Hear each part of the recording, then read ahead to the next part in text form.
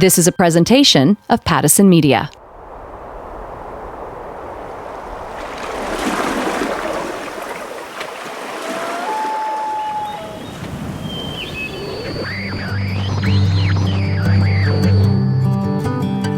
Amplify Canada is an initiative created by Pattison Media, designed to celebrate and elevate small businesses, the backbone of our economy.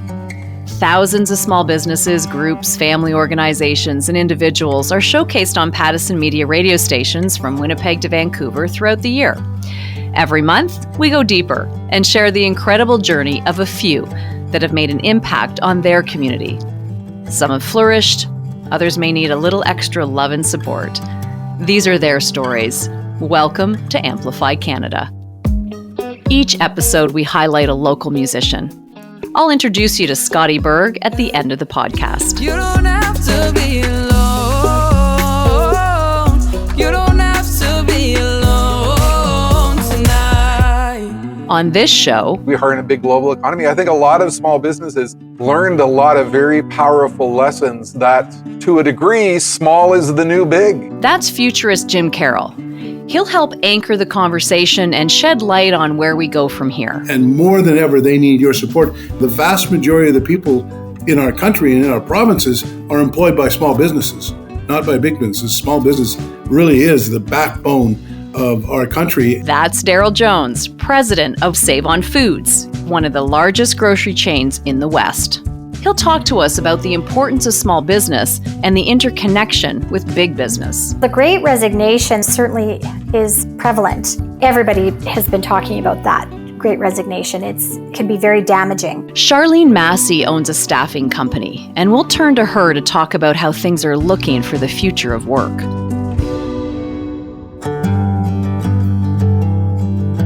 Hi there, I'm Linda Freeman, your host for Amplify Canada. In this episode, we mean business, small and big. From a big business perspective to the future of small business to understanding the employee shortage. We need small and big business for our economy to survive. And you as a consumer are part of that survival. The latest report from Statistics Canada states the Canadian economy totaled 1.23 million employer businesses. So out of those, 1.2 million, or 97.9%, were small business. A small business being defined as having 1 to 99 employees. As we shift to an endemic, it is important we understand the need for small businesses and the vital part we, the consumer, play. What role business to business plays and how we need to care what we are buying and from where. We will soon discover how entwined small and large businesses are and how the pandemic has bridged some gaps. Today is actually the first day that we opened and trying the new beginning. This country is built on small businesses. Let's listen to the stories of the relationship between the big and the small, since small is the new big.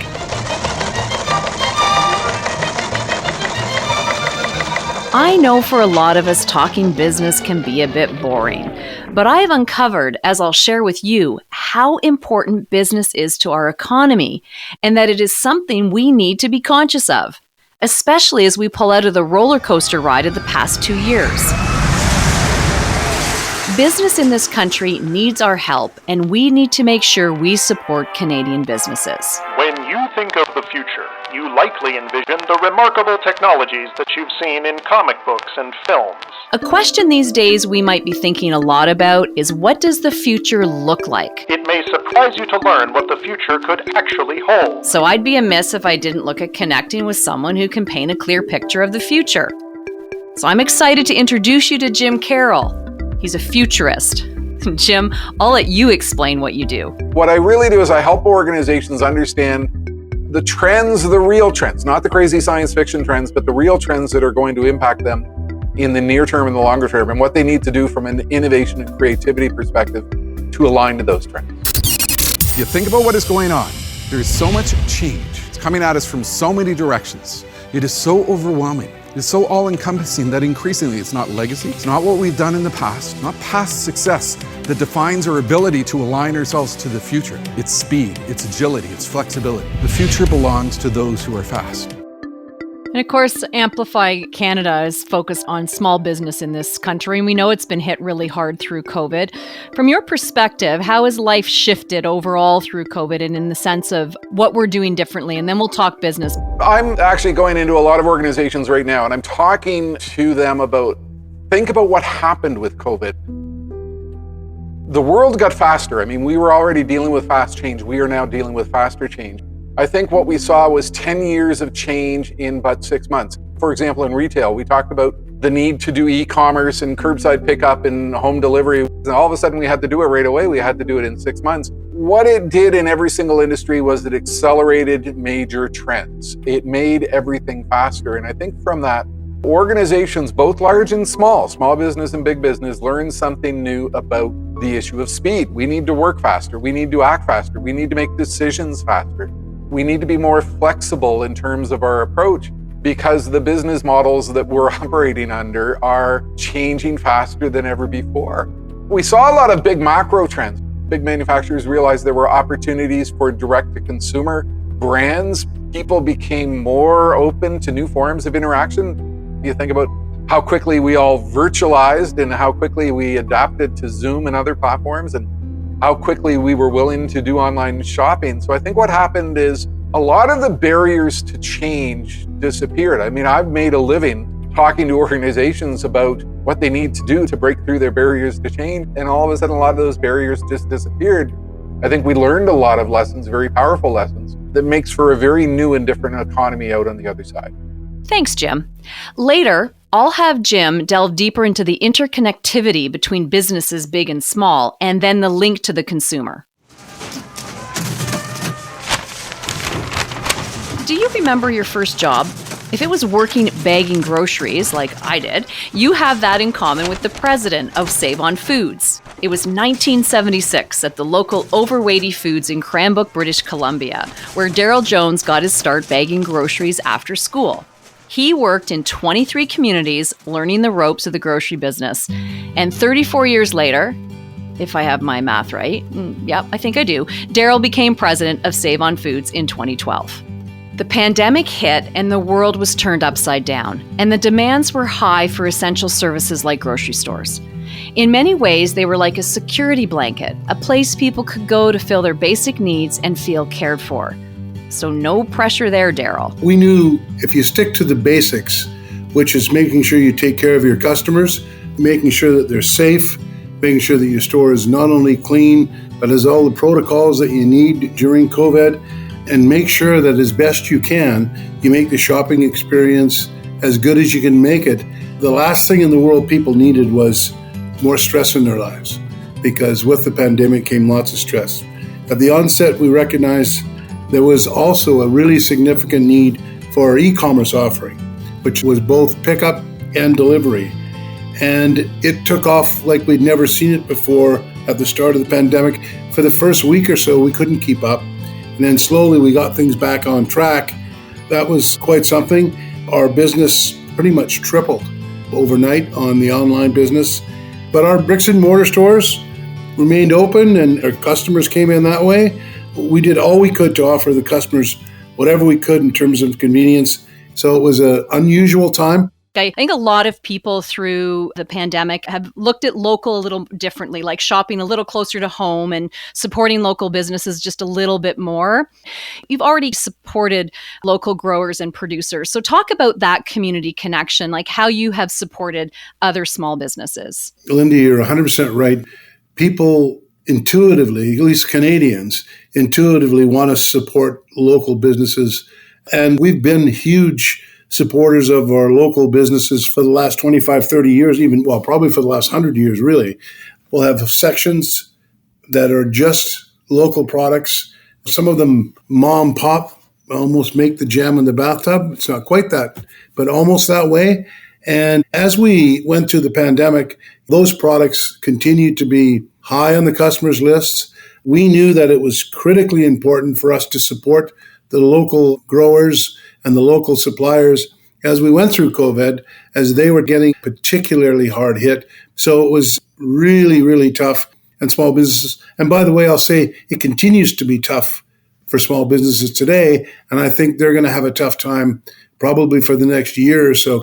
And we're going to do all we can to continue to support them, to help them get through, which is going to be a difficult period.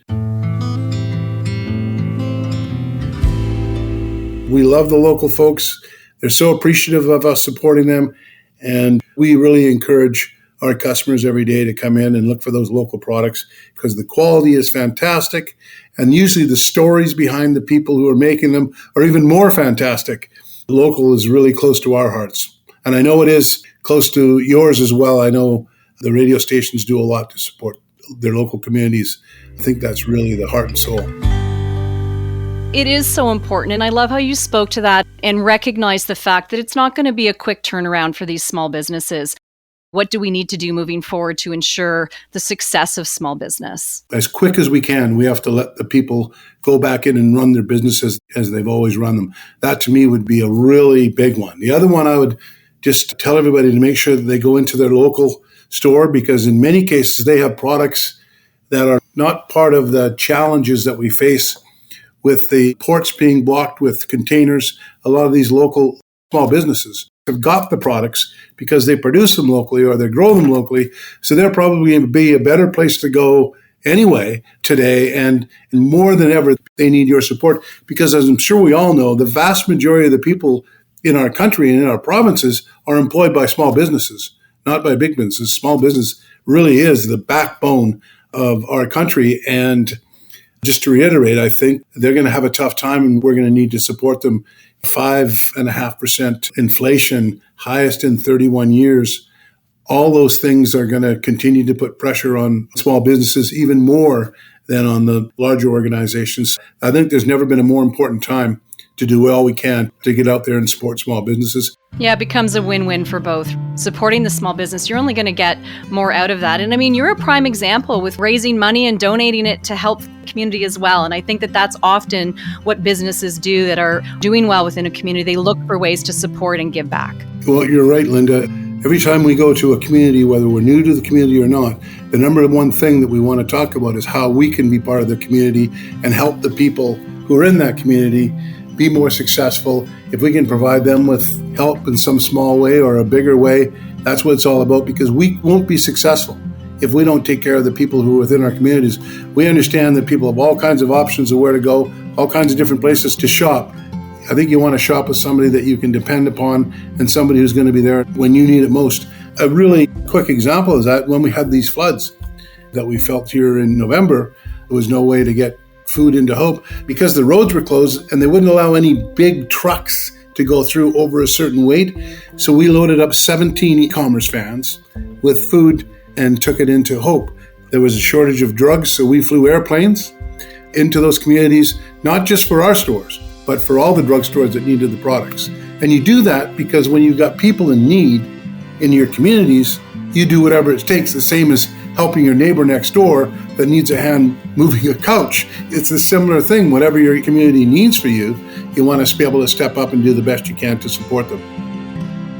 It was amazing what you did and just showed the strength of community and how important it is to treat each other with kindness and to recognize when there's a need and fill that need and help out as much as you can.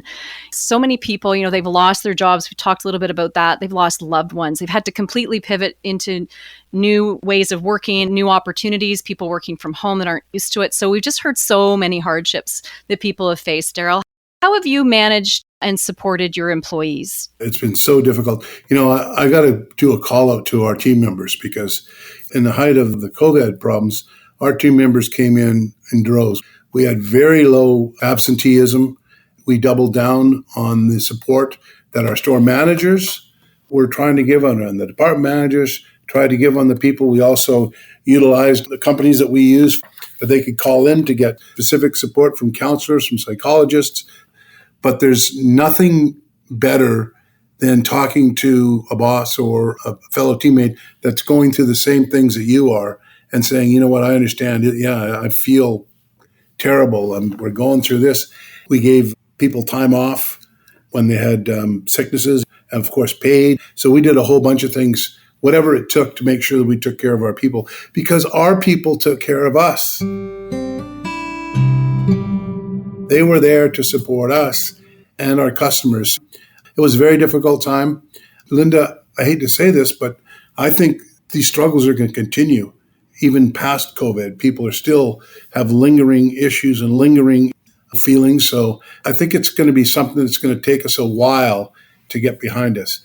Everybody talks about the normal, the new normal. I think we're a ways from any semblance of normalness. Can we talk just a little bit about your vision for the future? I know that it's probably a ways away from any back to normal, and let's hope we don't see anything like this for a really long time. But if you look even a couple years out, do you have an idea of what things could look like or what we should be thinking about?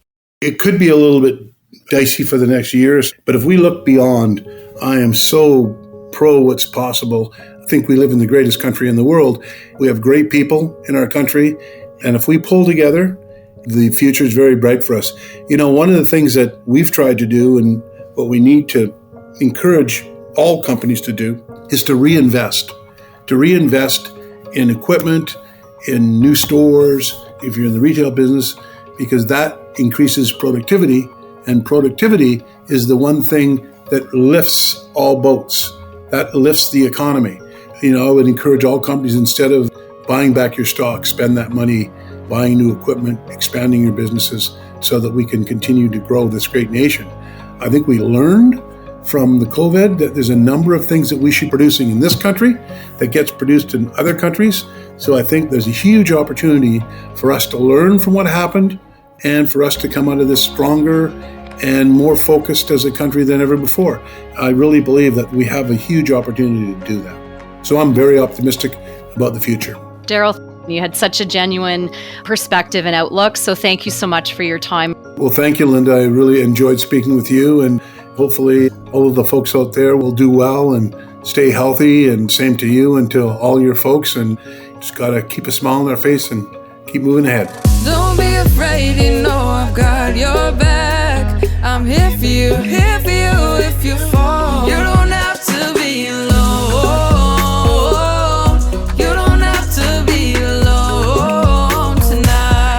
Thanks, Daryl. Some great perspective on business helping business and the important part that the consumer plays. So now back to our futurist. Jim, let's talk about the transaction between business, the importance of business to business in our economy, or B2B.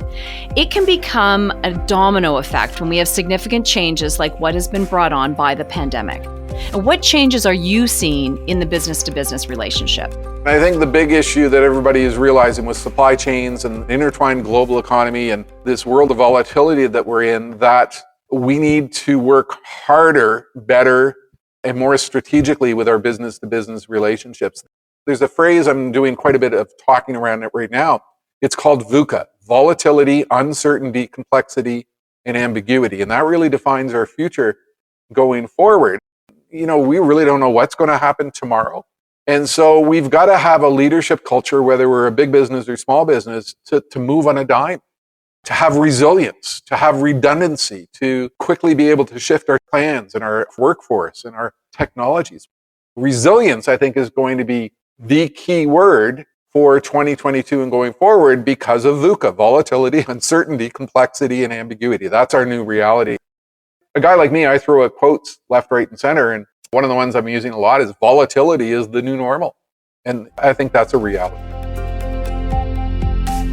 So small business, they've had to change, they've done things differently. Where do you see things for small business in the near future? I think they've become far more powerful than they were before. I think they've realized that they can compete with big organizations. I think they learned a lot about how do we develop technology platforms faster? How do we develop new products faster? How do we interact with the customer in new and different ways? How do we challenge ourselves in terms of where we can get skills? A lot of them discovered what can happen with the freelance economy. The fact that they could have a Zoom call with somebody on the other side of the world and that person could put together for them a very effective brochure at a very low cost because we are in a big global economy. I think a lot of small businesses learned a lot of very powerful lessons that, to a degree, small is the new big. The cost to do things, the complexity to do things has changed. And so I think the small business is forever different. Why is that so important for us to be more aware of what we're buying? I think the big macro story was a lot of community initiatives. We certainly saw that in the restaurant industry. Look, we're trying to stay afloat. We've had to quickly shift to doing curbside pickup and home delivery. Here's who we are. Here's our story. And we saw the pulling together of a lot of community initiatives and a lot of civic initiatives of let's support our local restaurants. Let's eat local. Let's support local. Let's shop local. Let's be aware of who is out there. And I think it forced a lot of people to really think about that local issue where they wouldn't previously have thought about it before. And I think to a degree, a lot of those relationships, a lot of those brand affinity issues will continue post-pandemic, because I think we've discovered something new about our community and something new about ourselves and something new about the people who are around us. And now a big question that a lot of people are talking about is, what do you think the future of the workplace will look like? I actually did a radio show where I interviewed a bunch of people on their process of reinventing their careers, their skills, their approach. How do we reinvent with this great resignation? We've been hearing about a great resignation. After lagging since the start of the pandemic, we saw a nice jump in that number of job switchers. It's good to see some of that churn back in the labor market and potentially people kind of getting on with their plans. Throughout the pandemic, there were so many areas of daily life that were put on hold. I've been talking about this at length. I was talking about it in 2003. Not with the question of what do you do for a living, but what do you like to do? So the trend has been around for a long time. We're now seeing it come to life because of the circumstances of the pandemic. I've got a 26-year-old and a 20-year-old. One works for a big wealth management firm. The other works he's a drone pilot with a big commercial real estate firm. They're not going to go back to the office 5 days a week. There's not a chance in hell. They've discovered the freedom of working at home. It's massive, it's huge. And it's very, very real. And companies are going to find it hard to hire the people they need unless they very seriously change their HR policies and staffing policies and all that stuff. According to a new report that I found from the Canadian Federation of Independent Business, the hospitality industry is seeing 65% of businesses unable to fill positions. So, Jim, do you think where you actually need people physically in a space for certain hours in a day, is that going to remain a challenge? Extremely challenging. All you have to do is read about Vail Resorts and everything that is going wrong. Part of this is the fact that for a long time, organizations took that level of staffing and the salaries required for granted. And to a degree, I think the workforce is now saying no. And so we're going to see a lot of inflation in terms of required salary, hourly remuneration. And it's going to be a challenge that will unfold. That's leading to the inflationary pressures in the economy. But that's not simply going to go away. Jim, hold that thought. I'll come back to you to discuss the future of our economy. But I think you nailed it.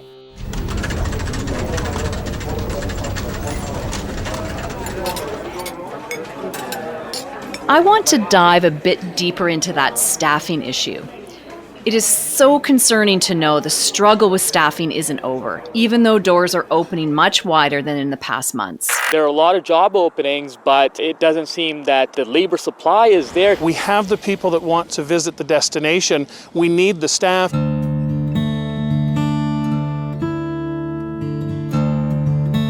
I mentioned the new report from the Canadian Federation of Independent Business, which stated small businesses in Canada are struggling with worsening labor shortages and say offering higher pay isn't doing much to help. The report, entitled "Labor Shortages Are Back with a Vengeance," paints a difficult picture for Canada's small businesses. 55% of CFIB's membership complained of not being able to find staff to hire, keep current employees, or get them to work the hours needed. Someone with their finger on the pulse of employees and employers is Charlene Massey. For 25 years, she has been running a staffing company about staffing in Calgary, Alberta, and has experienced many ups and downs, but nothing like the pandemic.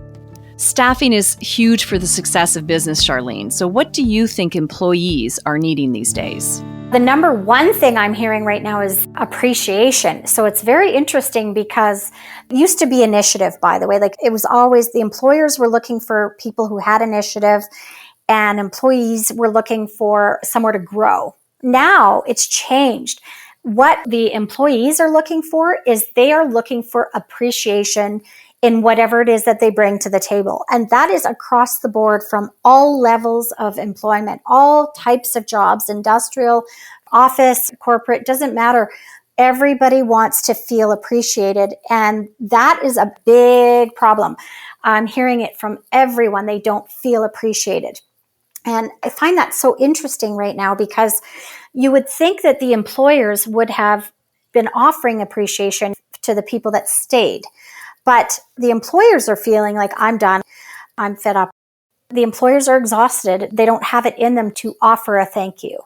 And I think that's why they're getting frustrated with, well, I don't know why this person's leaving when I kept them through the whole pandemic. Well, you know what? It doesn't matter if they kept them or not. If there's no appreciation there, they're going to go. And from a business perspective, there has to be some benefit to have employees working from home. So do you think companies will support that balance? There's been so much talk about the hybrid situation, the work from home options, or the inability to offer that to an employee. I think that is going to come to a head somewhere, because the cost to operate a business in a location, obviously, is very high. And so some businesses are trying to cut costs by not having to pay the high rents. Absolutely. But, working really gives people a purpose and a social outlet too, a place to learn and grow ideas and collaboration, friendships. And so I think there is going to have to be something that's going to have to work out with the businesses that is going to allow for that in some way. So whether the businesses do end up with some sort of hybrid, I think work from home full-time, I think that's going to have to sort of go away unless there is some way to bring the people together. The latest study from Statistics Canada showed the COVID-19 pandemic has led to a significant increase in telework since mid-March 2020. So that's the working from home component. At the beginning of 2021, 32% of Canadian employees aged 15 to 69 worked most of their hours from home, compared with only, get this, 4% in 2016. And when asked about returning to the office, new teleworkers were asked the degree to which they would prefer working from home once the COVID-19 pandemic was over. And 80% indicated that they would like to continue to work at least half of their hours from home. Now, a big piece that is missing here, though, Charlene, you just mentioned it, that social component. We are social creatures, so business, big or small, has to see the importance of providing that to employees. The collaboration is missing. The friendships are missing. You can't do that just online. So I think that there's going to have to be some social way to get people together, whether it's creating some social outlet within the work environments or a hybrid of some sort. But the social piece has to be there. The collaboration and learning and friendships. If there's nowhere for these people to do that, and work really is a very important part of people's lives. It's money, sure, put food on the table, but it's so much more than that. People have been stuck in their houses for 2 years, and maybe they work online, and maybe they don't.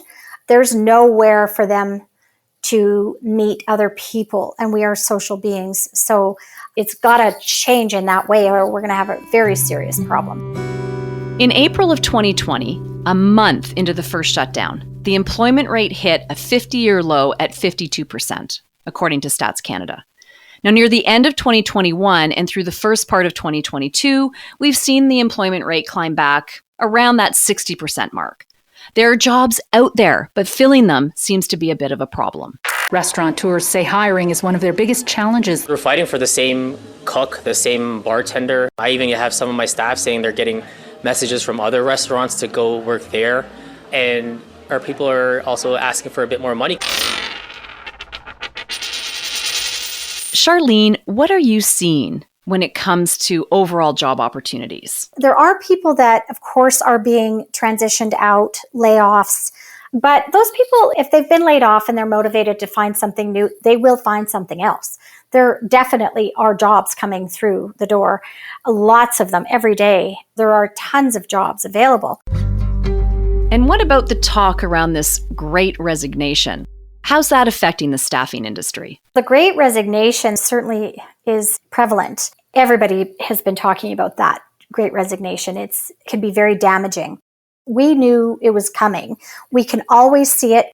We can see way ahead when there's been some sort of hit to the employment market or boom. And so we saw this kind of happening because people were getting tired. They want to do things the way that they want to do things. There are generational considerations, age considerations as well, people choosing to retire early. But the most important thing is that if the employers were really good to their people and really created a place of security and ethics and safety, then those employers really didn't have to worry so much about the Great Resignation. So with everything you've seen and experienced, since you are a small business owner in the business-to-business sector, how are you feeling?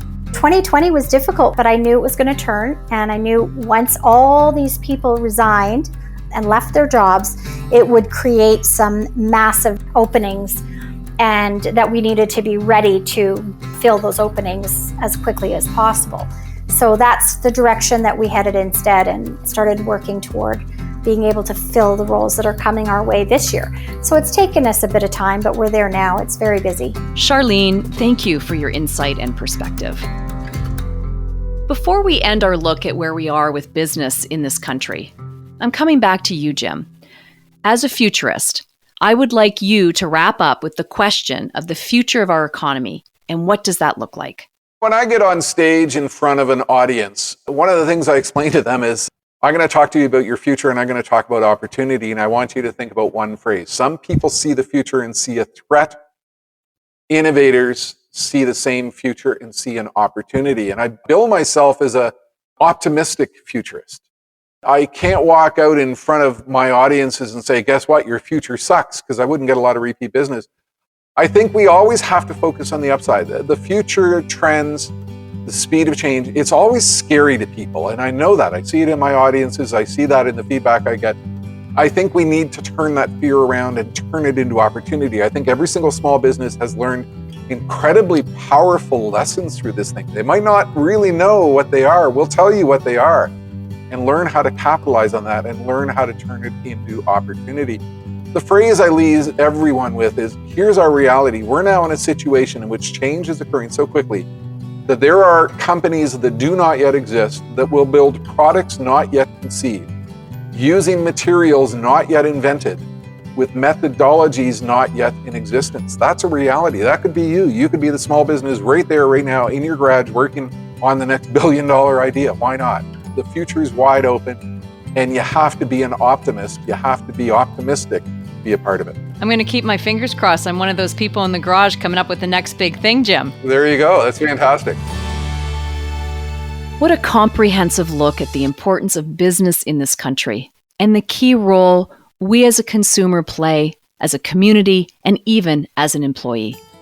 Thank you, Daryl, Jim, and Charlene, for your stories and perspectives on how business, big and small, work together and the important role we all play. Thank you for showing us how we can help business thrive again in this country. There's a big or small business out there just waiting for us to explore. And thank you to all the people in our communities who nominated them for Amplify Canada. Each episode of Amplify Canada, we introduce a local musician whose song you've heard throughout the podcast. You don't have to be alone. You don't have to be alone. Music is big business in this country. Independent artists can be looked at as small businesses that feed the big business of music.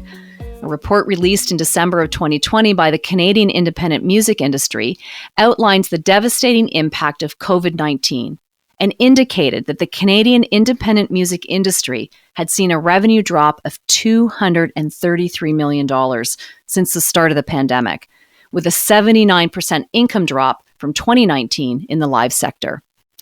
It is estimated that the industry will not recover to pre-COVID levels until at least 2023. But that is not stopping the creative, entrepreneurial, spirited musicians across this country. Today we stop in Kelowna, British Columbia, to connect with 14-year-old singer-songwriter Scotty Berg.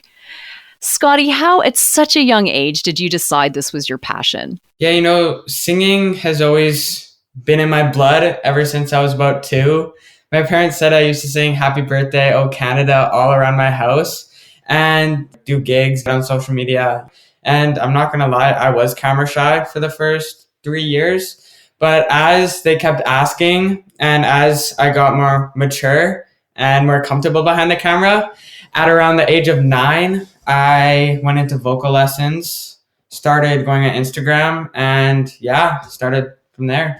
What is the ultimate dream for you? I hope to go worldwide and do a world tour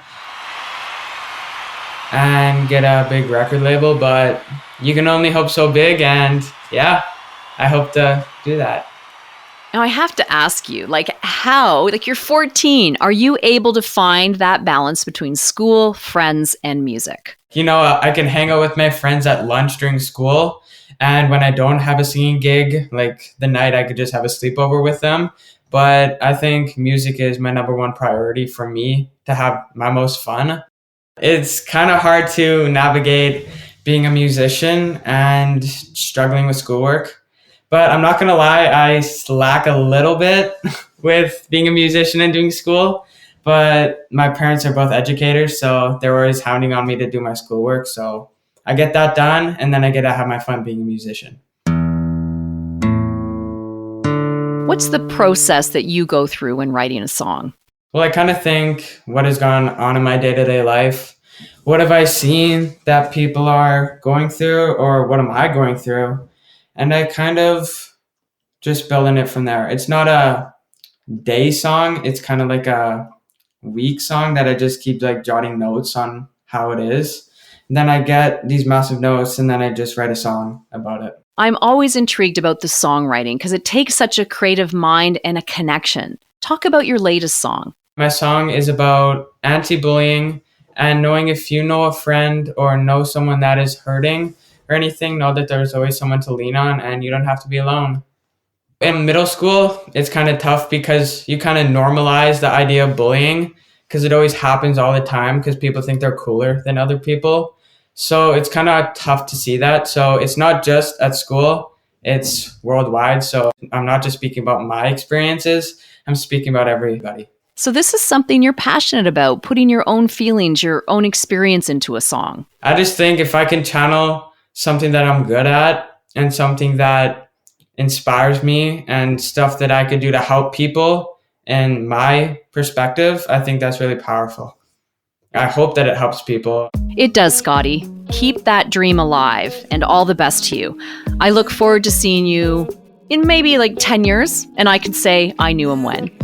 Now listen up and enjoy. You don't have to be alone.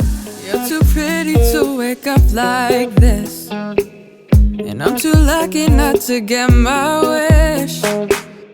And your broken heart, yeah, I can't fix. I'm here for you if you fall. When you love somebody, just let them know. If you feel like you're lost, then don't. You don't have to be alone. You don't have to be alone tonight. You don't have to be alone.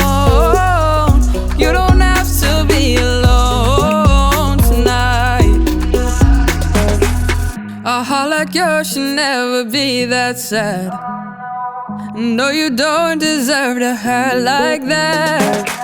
Don't be afraid, you know I've got your back. I'm here for you if you fall. You don't have to be alone. You don't have to be alone tonight. You don't have to be alone. You don't have to be alone tonight. When you love somebody, just let them know. I'm here for you if you fall. Yeah, when you love somebody, just let them know. I'm here for you if you fall. You don't have to be alone.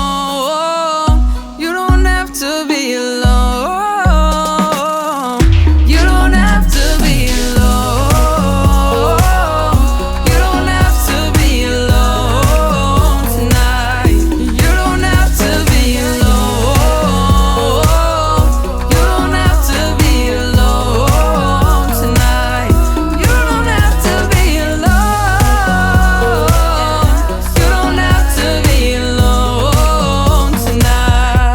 That was You Don't Have to Be Alone by Scotty Berg. You can find him at scottyberg.ca and on YouTube and Spotify.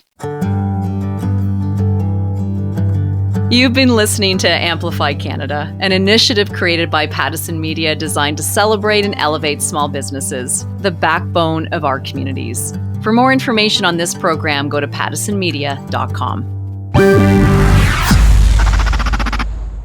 This is a presentation of Pattison Media.